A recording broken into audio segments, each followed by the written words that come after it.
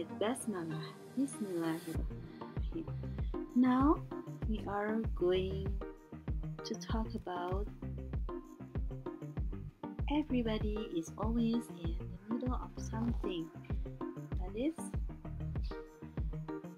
in this chapter, we will learn to communicate activities in progress at the time of speaking at one point of time in the past and at one point of time in the future in order to share the information with others and to keep an explanation.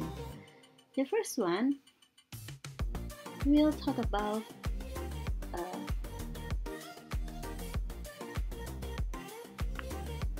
present continuous tense. What is it? Present continuous tense apa?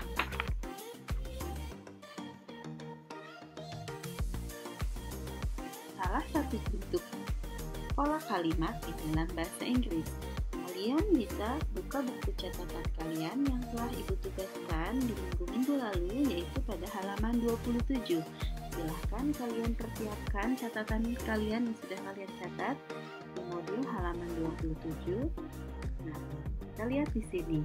Asking for giving information about something is being happening. Minta dan memberi informasi tentang sesuatu yang sedang terjadi. Nah, saat menceritakan sesuatu yang sedang terjadi, kita menggunakan kalimat present continuous tense. Jadi, kalimat present continuous tense itu kita sebut juga bisa dengan present progressive tense, yaitu commonly used to talk about temporary things or action which have begun but haven't finished. The action are often happening now at present time or at this moment. Jadi, pada dasarnya kalimat present continuous tense itu digunakan untuk menyatakan pernyataan kegiatan yang sedang terjadi saat ini.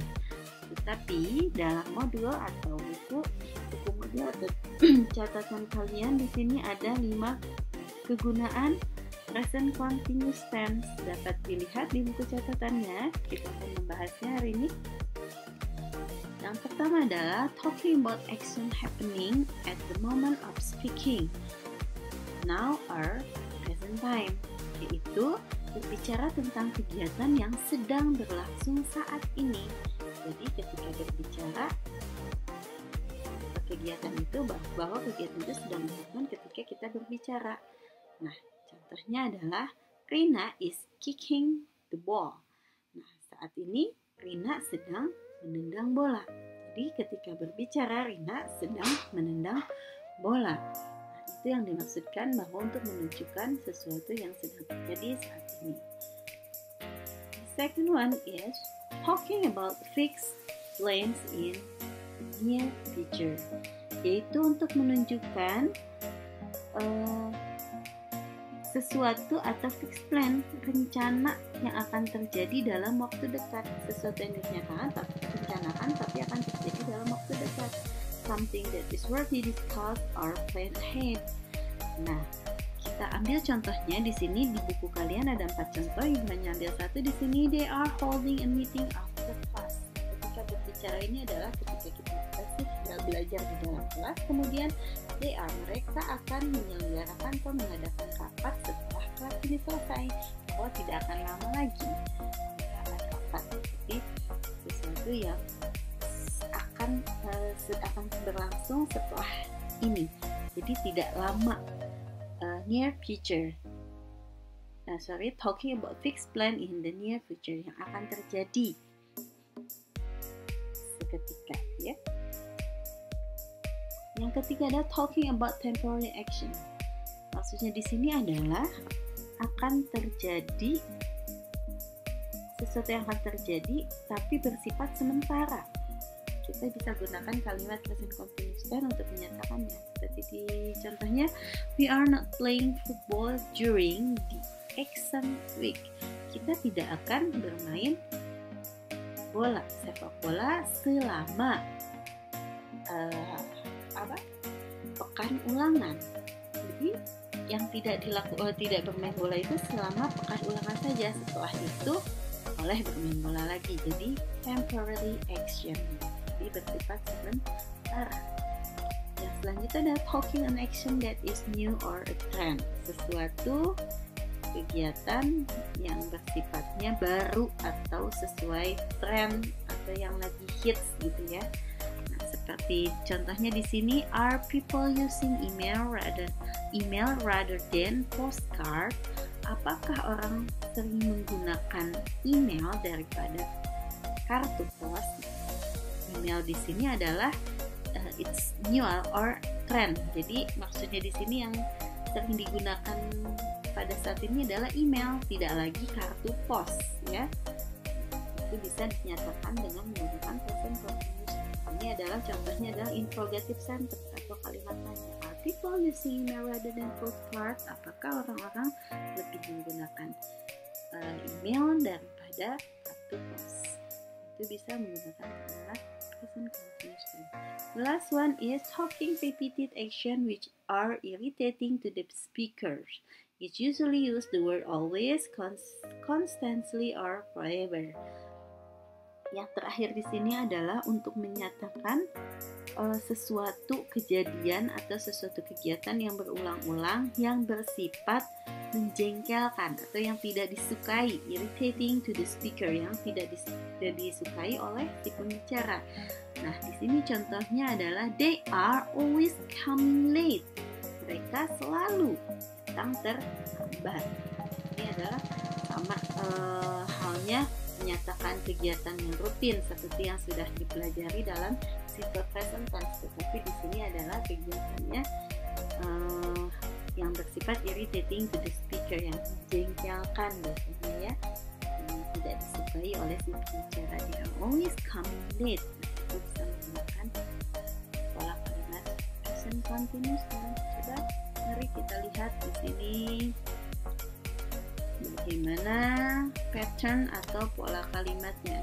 Kalian dapat lihat di sini pola kalimatnya ada kalimat itu dibagi tiga, itu positif, negatif, dan interrogatif. Ada tiga jenis, yaitu kalimat positif yang menyatakan polanya adalah subject, auxiliary, to be, plus verb one plus ing, dan complement. Seperti contohnya yang kita ambil tadi apa?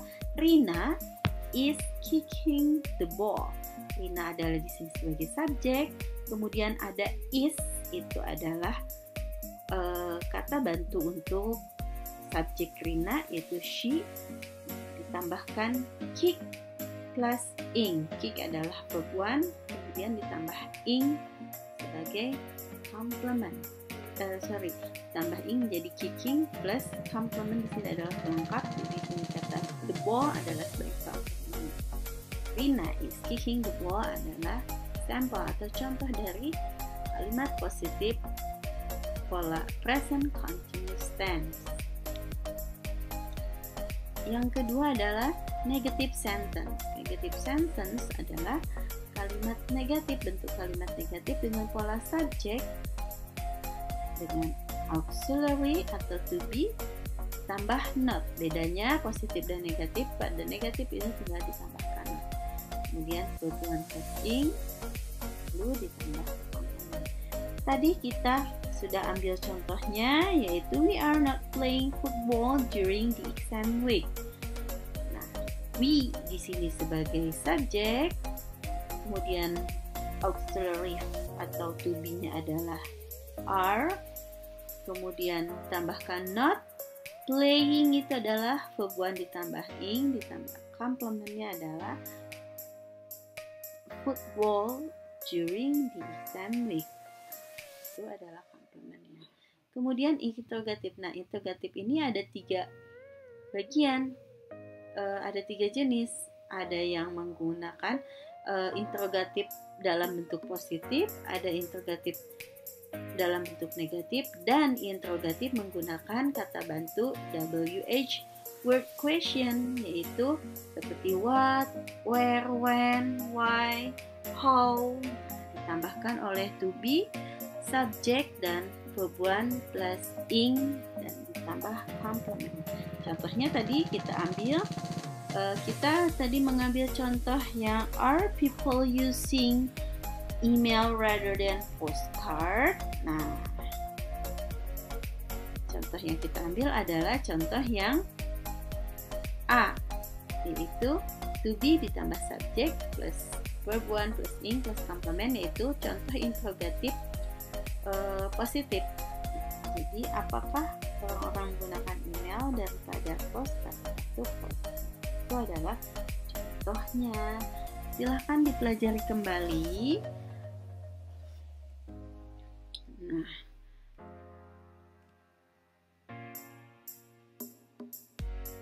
kemudian yang kedua ada the past continuous tense. Past continuous tense ini adalah untuk mendeskripsikan kejadian yang sudah lalu.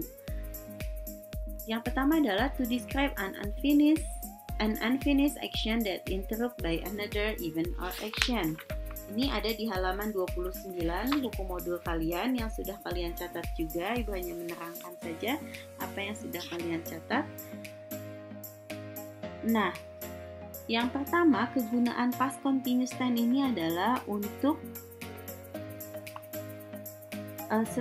mendeskripsikan atau menggambar sesuatu yang belum selesai, ya, atau terputus oleh karena ada kegiatan yang lain, ya.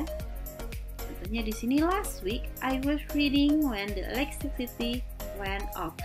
Minggu lalu, nah ketengahan last week di sini adalah menyatakan minggu lalu berarti kejadian yang sudah, yang pas. Saya membaca buku ketika lampu mati. Jadi kejadian yang bersamaan yaitu ketika dia membaca buku, tiba-tiba lampunya, listriknya mati. Itu adalah yang dimaksudkan terputus, sesuatu kegiatan yang terputus disebabkan oleh adanya kegiatan atau hal lain. Jadi dia terputus membacanya dikarenakan mati lampu. Kemudian yang kedua adalah for something that happened before and after a specific time. Untuk menyatakan bahwa sudah terjadi sebelum dan sesudah waktu yang spesifik, yang pastinya. At 5:30 AM, Iqbal was preparing his breakfast. Ketika jam 5.30, Iqbal sudah mempersiapkan sarapannya. Nah, itu adalah contoh dari yang kedua. Yang ketiga adalah to show that something continues for some time. Untuk menunjukkan sesuatu yang berkelanjutan, ya, berkelanjutan atau terus menerus. Tapi sometimes, kadang-kadang, tidak selalu always seperti pada kalimat simple present tense. Tapi ini terus menerus, tapi kejadiannya hanya sementara, sometimes. Contohnya adalah my heart was beating so fast. Ketika itu, atau yang my heart, jantung saya berdebar sangat kencang. Tapi itu tidak selalu berdebar dengan kencang, ya, hanya ada waktu sementara. Yang keempat ada for something that happen again and again. Untuk menyatakan sesuatu yang terjadi, yang sudah terjadi, ya. Semuanya ini adalah kalimatnya bentuk yang lalu. Lagi dan lagi. I was practicing every day 2 times a day. Saya selalu berlatih setiap hari. Sehari bisa 3 kali. Nah, itu tapi hanya bersifat ketika itu saja yang sudah lalu. Sekarang sudah tidak. Yang terakhir adalah verb which show change or grow. Untuk menyatakan bahwa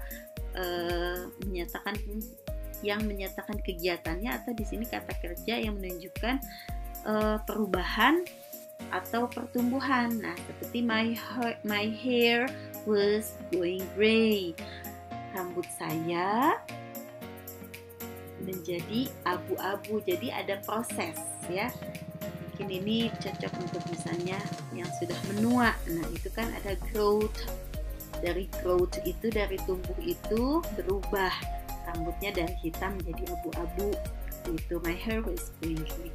Nah, ini adalah penjelasan tentang past continuous tense yang untuk menyatakan kejadian yang sedang terjadi tapi di masa lalu. Ini ada 5 penggunaannya. Silahkan kalian dipelajari lagi, ya. Nah, the last one is the past continuous tense pattern. Bagaimana pola kalimatnya? Pola kalimatnya sama, di sini ada kalimat positif, negatif, dan interrogatif. Untuk positif ada subject ditambah past form of to be. Nah, ini past formnya ini adalah was and were. Mungkin ketika nanti kita luring, kita akan lebih detail menjelaskan. Sebetulnya sudah dijelaskan ya, subject dengan to be itu. Subject I dengan am, he, she, it dengan is. Nah, untuk am dan is kita menggunakan was, sedangkan ada were di sini adalah untuk bentuk keduanya dari are. Untuk they are, we are, you are, itu kan are itu bentuk pertamanya, sedangkan past formnya adalah were. Jadi was or were ini adalah past formnya. Verb 1 plus ing, kemudian ada complement. Ini sudah dicontohkan ya. Silahkan disesuaikan dengan contoh yang sudah diberikan tadi. Kemudian negatif itu sama saja, tinggal penambahan not di sini. Kemudian interrogatif sama halnya seperti tadi, ada 3 jenis, ada interrogatif positif dan interrogatif negatif. Nah, ditambah dengan WH word question, word plus past form to be was or were, subject, verb 1 plus ing, and complement. Nah, silahkan, semoga mudah dimengerti, mudah dipahami. Ketika ada pertanyaan, silahkan nanti bisa menanyakan lewat WA. Nah, mudah-mudahan lebih detail kita akan jelaskan kembali ketika kita sudah bisa belajar tatap muka ya. Oke, mungkin itu saja untuk materi kali ini. Untuk future nanti kita akan bahas di pertemuan berikutnya. Nah, action. Ini kita sudah belajar tentang present continuous tense dan the past continuous tense. Semoga mudah dimengerti. Silakan jika ada pertanyaan ditanyakan lewat WA. Ibu cukupkan untuk materi kali ini. Terima kasih. Wassalamualaikum warahmatullahi wabarakatuh.